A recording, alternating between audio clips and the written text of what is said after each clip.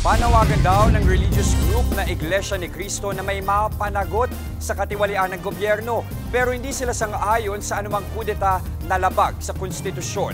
Live mula sa Quirino Grandstand sa Maynila, nasa frontline ng balitang yan si Mean Los Baños. Mean, nagsimula na ba ang programa dyan?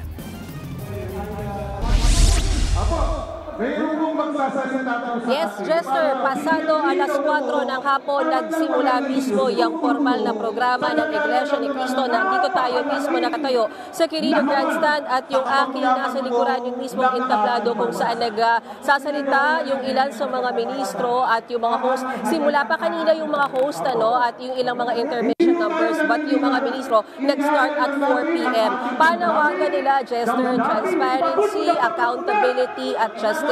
Yan ang panawagan ng mga relista mula sa Iglesia ni Cristo sa pagsisimula ng 3 araw nilang kilos protesta. At ang chant nga nila ngayon, wala raw iwanan, 3 araw. Umulan man o umaraw na natiling makapal ang tao dito para nga sa 3 araw na rally ng INC. Bit-bit nila ang kani-kanilang mga placard at payong. Sigaw din ng mga relista, bahang-bahana hanggang bubong pero wala pa rin daw nakukulong. Ang investigasyon daw na ginagawa, drama-drama lang. Kaya panawagan daw nila, justice at hindi justice. Sabi ko nga, nag-umpisa na yung programa, ongoing na sila sa mga oras na ito. Pero Jester, hindi kasi tayo binigyan ng kopya, kaya na pa tayo nangihingi pero wala silang nilabas na kopya kung sino-sino ba yung mga magsasalita sa entablado bukod sa mga ministro. Meron bang mga politiko? Ang sinasabi nila, meron lang daw silang ilalabas na surprise guest. Samantala, Jester, ayon kay INC spokesperson Edwin Zabala, welcome na sumali sa rally ang mga hindi miyembro ng Iglesia ni Cristo. Lalo't ang kanilang panawagan naman daw ay bahagi ng karapatan ng mga Pilipino na magpahayag. Apila daw nila sa gobyerno magsagawa ng bukas na investigasyon kaugnay sa mga sangkot sa maanumalyang flood control projects para mapanagot ang may kasalanan at maibalik ang pondong ninakaw. Unang nagsalita kanina dito sa entablado si INC Minister of Gospel na sa Bienvenido Santiago Jr. Nilinaw niya, Jester, na ang solusyon na gusto nila sa gitna nitong issue ng korupsyon at maanumalya mga flood control projects ay kung ano pa rin ang legal at naayon sa konstitusyon. Ayaw daw nila ng revolusyon, ayaw daw nila ng revolutionary government, ayaw din daw nila ng stop elections.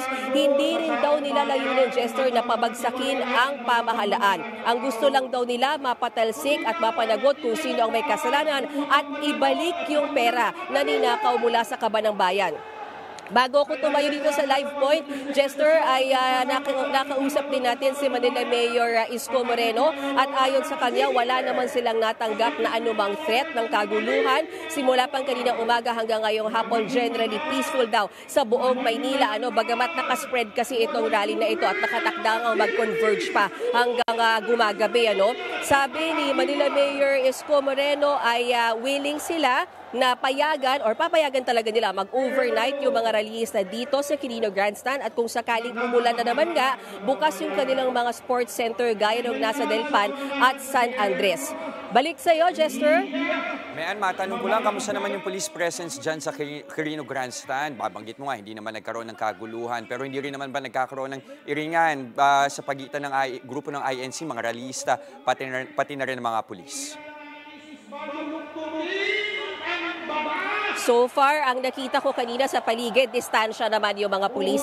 Ang mahigpit lang talaga dito, Jester, yung parking. Kasi ang mas gusto talaga nila, ang pumuno talaga doon sa mga kakalsadahan ay mga tao. So, siguro doon sa mga may balak mang pumunta na mga miyembro o hindi man miyembro, medyo doon yung warning sa inyo, malayo na ho yung parking, medyo malayong lakaran na po. Kasi mahigpit yung parking, kahit makapag-park kayo, paaalisin pa rin kayo kasi mas gusto nga nila nang mag-occupy doon sa mga streets leading dito sa may stage ay mga tao at rallyista mismo, Jester.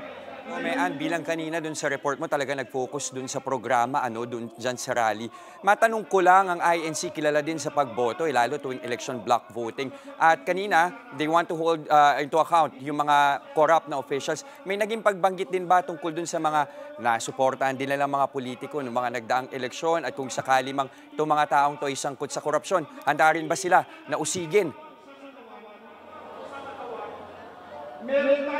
Ang malinaw na sinabi kanina ng ministro na si Benvenido Santiago, panagutin kung sino mang opisyal ng gobyerno ang may kasalanan, ang nasa likod ng maanumalyang flood control projects at korupsyon, anuman daw ang posisyon sa gobyerno. Yan yung malinaw niyang sinabi sa kanyang talumpati, ganun din sa kanilang mga panalangin. Pero so far, Jester, sa pagtutok natin sa programa, walang banggit ng pangalan kung sino man yung gusto nila sanang usigin talaga ng mga opisyal ng gobyerno, Jester.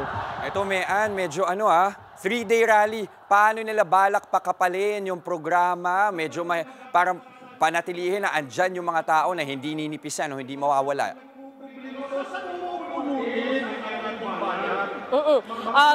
Kaya kanina yung chant nila, walang iwanan 3 araw. So, I guess that's one of their ways para sabihin na, kasi alam mo kanina maghapon, Jester, mahirap yung kalagayan ng mga ralisa kasi napakainit. And then after nung init, umulan, and then ngayon, medyo makulimlim. So sana wag naman, pero mukhang may badya ng pag-uulan dito. So talagang chini-cheer up nila yung isa't isa. So far sa nakikita ko, makapal dito sa likod, yung magkabilang gilid, kasi nakikita dito sa aming, kung saan kami nakatayo for live point, mataas kami. So kita namin yung gilid hanggang sa harapan, makapal pa yung tao. Pero yun yung sinasabi nila, kanina pang tease din nila, Jester, meron tayong guest, surprise witness or surprise guest.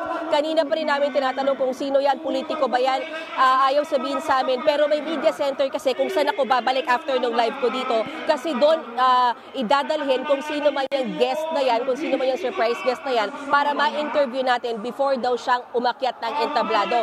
May ilang senador na nagsabi sa akin na darating sila, pero hindi ko kasi masabi dahil ayaw nilang magpa-reveal ng name. So hihintayin na lang natin talaga na umakyat sila ng entablado or magpa-interview sila mamaya sa may media center, Jester. O Mean, antabayan na namin yung guest reveal na yan. Balitaan mo kami, nag-uulat mula sa Quirino Grandstand. Maraming salamat, Mean Los Baños. Mga kapatid, Jess De Los Santos po ang inyong kasangga sa paghahatid ng balita para sa may alam at may pakialam. Para sa tuloy-tuloy na makabuluhang balitaan, mag-follow at mag-subscribe na sa social media pages ng News 5.